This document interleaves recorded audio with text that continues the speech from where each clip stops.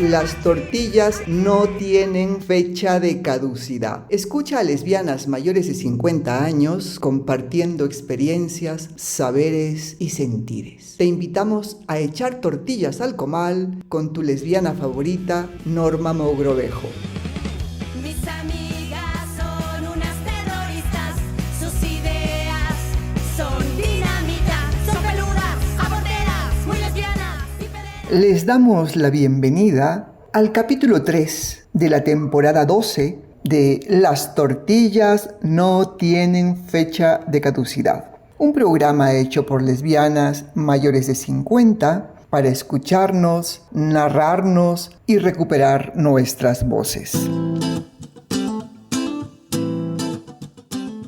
Hasta mi noche llegas y te recuerdo fiera, celosa en mi caverna, y te recuerdo sirena, nadando entre mis pechos, y te recuerdo tierna como paloma, tierna, y te recuerdo fuego, encendida de deseo, y te recuerdo plena, antes del miedo. Rosa María Rufiel.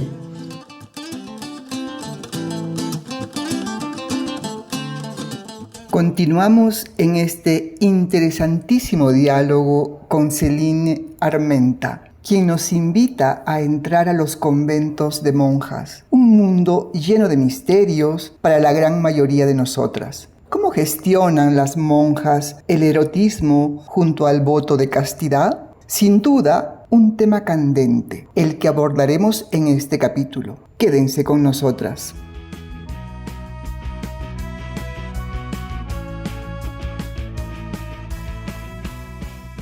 Tu libro tiene escenas muy impresionantes. Describe la cotidianeidad conventual. Hablas justo del voto de la obediencia en el contexto jerárquico, despótico, con una superiora que controla hasta el pensamiento, cuyo objetivo es doblegar la voluntad. Describes también el acto de la flagelación y lo planteas como un arrebato místico, interpretado como una práctica cachondísima, ruborosa y explosiva, como un erotismo secreto, pero al mismo tiempo describes lo tremendo que puede ser la flagelación.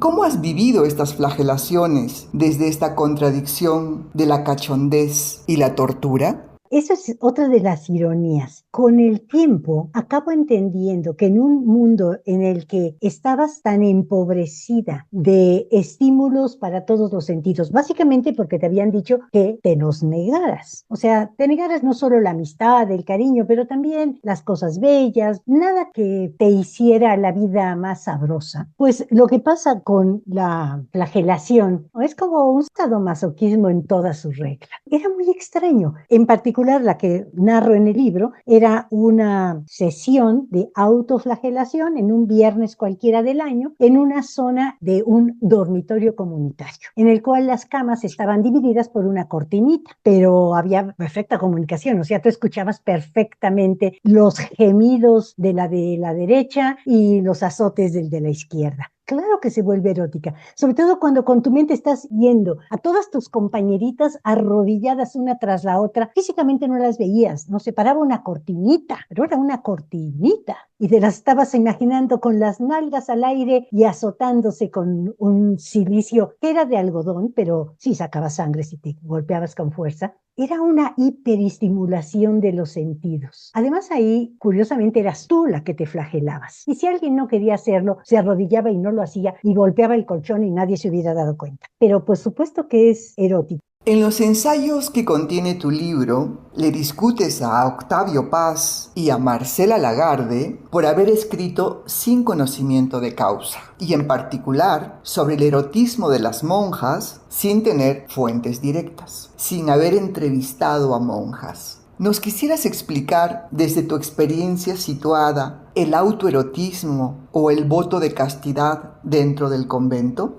Tiene una enorme complejidad. Sí es cierto que haces un voto de castidad, pero el voto de castidad de manera explícita es que te estás obligando a no acercarte a ningún varón para tener ningún acercamiento de tipo heterosexual en cualquier nivel. No me estoy refiriendo solamente a lo que pudiera ser un acto sexual, sino un acercamiento de una amistad que vaya más allá de la pura cortesía. Pero el voto de castidad tiene también otras connotaciones. El voto de castidad dentro del convento es el que origina el infantilismo del convento. Porque como jamás las monjas pueden verse como mujeres adultas con necesidades, deseos y todo lo demás que te lleva a tu madurez sexual, entonces acabas asumiéndote como una niña, con unas relaciones filiales hacia tus superiores. Entonces me parece que se supone, ¿verdad? Por ejemplo, que jamás pienses en maternidad. Se supone que tampoco piensas, por supuesto, en relaciones sexuales. Entonces, Marcela Lagarde dice que cuando se reprime el erotismo y la sexualidad, no se hace alusión, dice, al resto de las posibilidades eróticas, pero no se habla de autoerotismo dentro de los conventos y tampoco se habla de relaciones lésbicas. O sea, expresamente no están prohibidos. Es más, a mí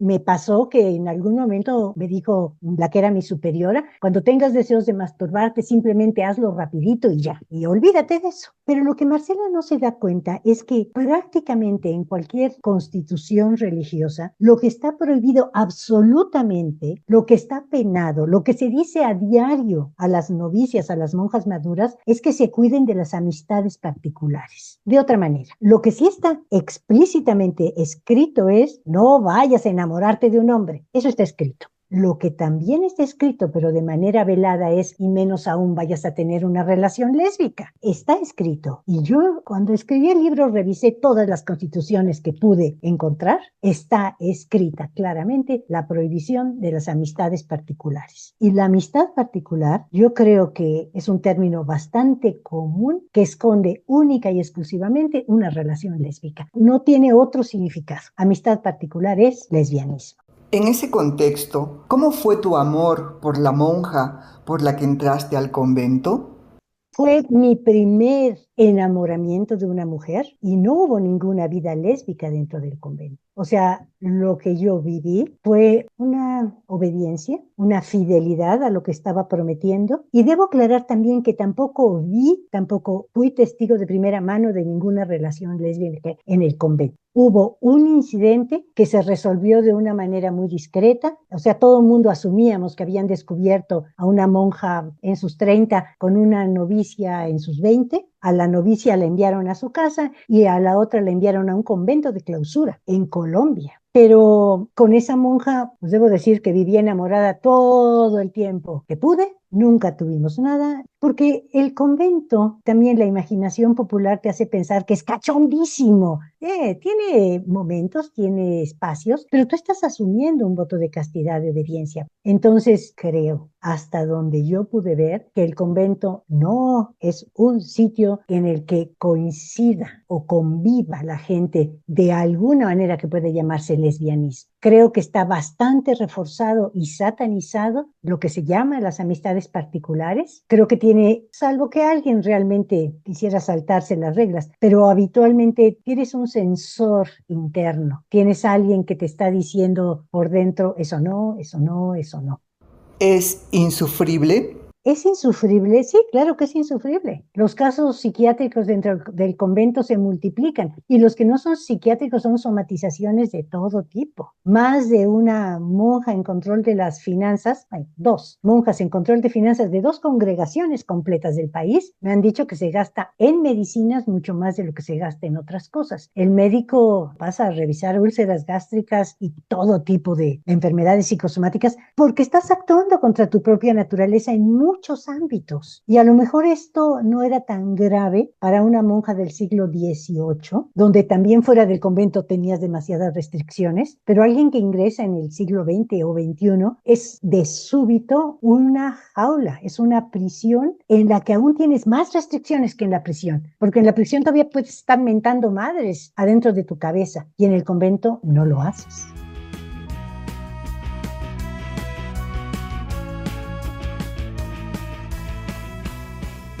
La vida monástica sin duda tiene muchos mitos y estigmas, alimentados por el secretismo, pero no deja de ser un espacio que restringe agencia a las mujeres. Como nos comparte Céline, el voto de castidad es explícitamente heterosexual, velada o temerosamente expresada como lésbica y tolerada respecto al autoerotismo. Seguiremos ahondando más en este mundo de la mano de nuestra invitada. Nos escuchamos en el siguiente capítulo.